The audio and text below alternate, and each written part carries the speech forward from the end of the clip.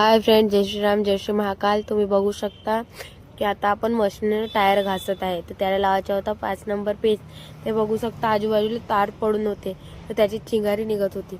आता पूर्ण टायर वगैरे घासून झाल्यानंतर आपण 5 नंबर पेच लावू।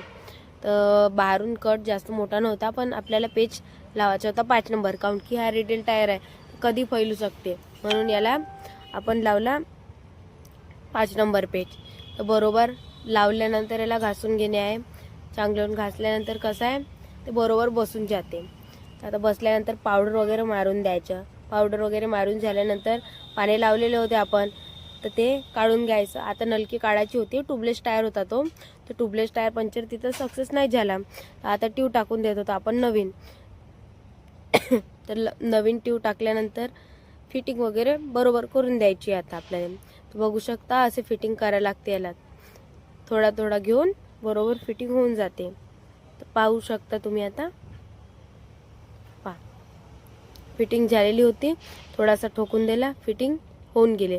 आता हवा मारायची होती, हवा मारल्यानंतर